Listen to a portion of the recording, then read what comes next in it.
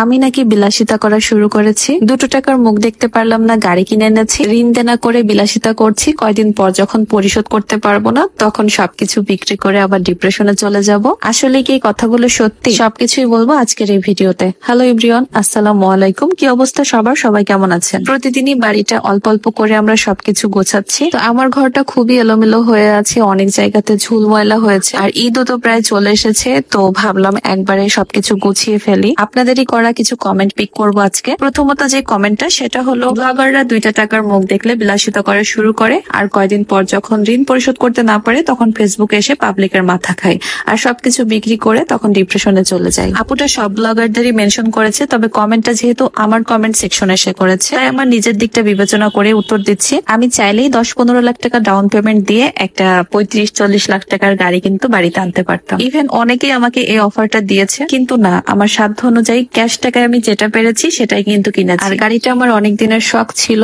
তাই নিজে পরিশ্রম করেছি, আর পরিশ্রমের টাকা দিয়েই কিন্তু কিনেছি। আচ্ছা, এর মাঝে দেখায় আমার ঘরের জন্য কিছু নতুন পর্দা অর্ডার করেছিলাম, তো সেটা হাতে পেয়েছি। অনেকদিন ধরে একই পর্দা ঘরে টাঙানো ছিল, তাই ভাবলাম পর্দাগুলো একটু চেঞ্জ করি। পর্দাগুলো হচ্ছে টিএসও টেক্স ব্র্যান্ডের আইস ভেলভেট ফেব্রিক্স এর পর্দা। এবার খুব সুন্দর ল্যাভেন্ডার কালার পর্দা আমি অর্ডার করেছি। অনেকদিন ধরেই সব গাঢ় গাঢ় কালারের পর্দা ইউজ করা হচ্ছে, তো ভাবলাম এবার একটু লাইট কালার ইউজ করি। পুরোনো যে পর্দাগুলো ছিল সব একে একে খুলে ফেলছি, আর এগুলো পরিষ্কারও করতে হবে, একটু ময়লা হয়েছে। আচ্ছা, এই পর্দাগুলো আমি নিয়েছি sofa cover seller TSO Facebook page থেকে। এগুলো 2 লেয়ারের পর্দা, নিচে আইস ভেলভেট ফেব্রিক্স আর উপরে নেট কাপড় অ্যাটাচড আছে। আমার কাছে মনে হয় রিজনেবল প্রাইসের মধ্যে এই পর্দাগুলো অনেক বেশি ভালো লাগে টাঙালে। যাই হোক, তাদের পেজটা আমার ডেসক্রিপশন বক্সে মেনশন করে দিয়েছি। আপনারা যারা পর্দা নিতে চাচ্ছেন তাদের পেজে ইনবক্স করলেই হবে। যেটা বলছিলাম, আমি কিন্তু অনেক বেশি পরিশ্রম করেছি আমার শখটা কিংবা স্বপ্নটাকে পূরণ করার জন্য। এমনও হয়েছে মাসে 30টা দিনের মধ্যে আমি ভিডিও আপলোড করেছি 40 থেকে 45টা। এইটাই আর কি, আমার সাধ্য অনুযায়ী আমার শখ বা স্বপ্ন যেটাই বলেন না কেন সেটা পূরণ করার চেষ্টা করেছি। আচ্ছা, মৌমিতা লাইফস্টাইল আপু লিখেছেন,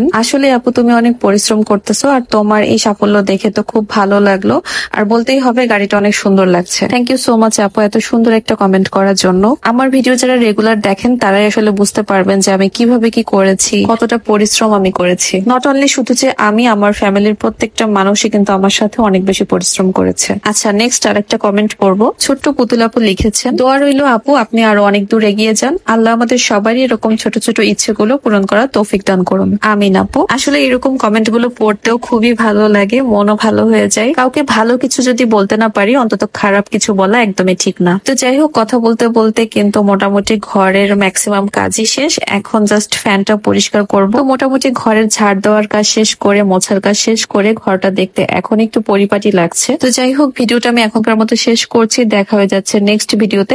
সে পর্যন্ত সবাই ভালো থাকবেন, সুস্থ থাকবেন। আল্লাহ হাফিজ। এন্ড হ্যাঁ, ভিডিওটা কেমন লাগলো অবশ্যই কিন্তু কমেন্ট করে জানাবেন।